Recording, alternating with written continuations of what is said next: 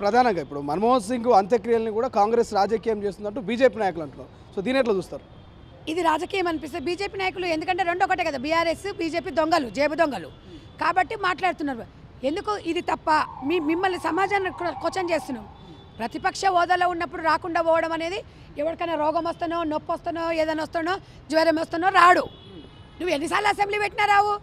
ఇవాళ చాలా important day ఈరోజు. అంటే ఎంత ఈ రోజుకి ఎంత ప్రాముఖ్యత ఉందంటే, అసెంబ్లీ పెట్టి తీర్మానం చేసిన సమయంలో ప్రతిపక్ష నాయకుడు రాలేదని మేము బాధపడుతున్నాం.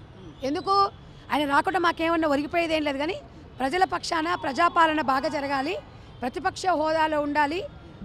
అది ఎందుకు మేము ప్రశ్నించి ప్రజల పక్షాన ప్రశ్నిస్తున్నావు. ఇంకా నువ్వు ఎప్పుడు వస్తావు? ఇవాళ వచ్చి అవమానపరిచినావు.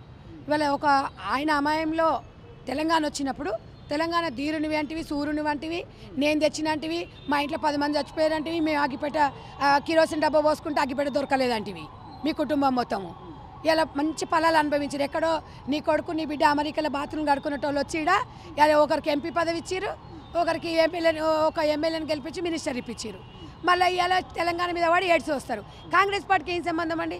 అది పార్టీలకు అతీతంగా నివాళులు అర్పించినప్పుడు, సంతాప సభ అన్నప్పుడు ఎవరైనా పోతారు. ఇంగిత జ్ఞానం కూడా కేసీఆర్కి లేదు. ఈయన 80,000 బుక్కులా ఎన్నో బుక్కులు రాసిండు ఆయన. మరి ఆ బుక్కులలో లేదా? నియమం నిబంధనలు లేవా? తెలంగాణ ప్రజలారా మీరు ఆలోచించండి.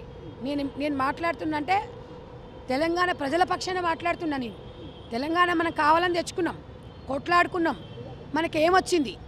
వాళ్ళ కుటుంబం ఒకటే బతికింది, బాగుపడ్డది. ఇవాళ వచ్చేసి కనీసం మీకు 10 సంవత్సరాలు తెలంగాణ ప్రజలు మీకు అధికారం ఇచ్చినాక ఓడిపోయిండు. ఎందుకు ఓడిపోయిండు అనేది కూడా ఆత్మ పరిశీలన చేసుకోవట్లేదు.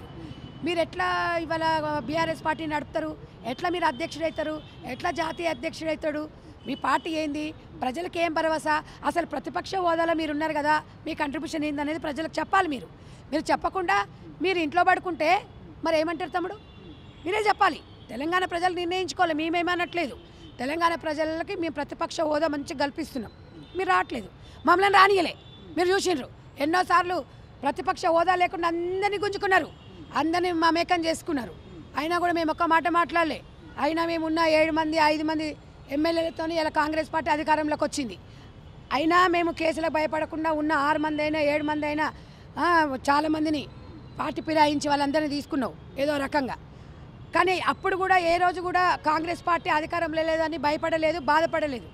కాబట్టి ఒకటే తెలంగాణ ప్రజలకు చెప్తున్నాను, మా 5 సంవత్సరాల్లో మాకు ప్రజలు ఇచ్చిరు, కేసీఆర్ ఇయ్యలే. ప్రజలకు మేము మంచి చేయాలి, వాళ్ళకి ప్రతి ఒక్కటి ఫలాలు అందాలి. అసలైన తొలి వెలుగు. ఫాలో వాట్సాప్ @తొలి వెలుగు official.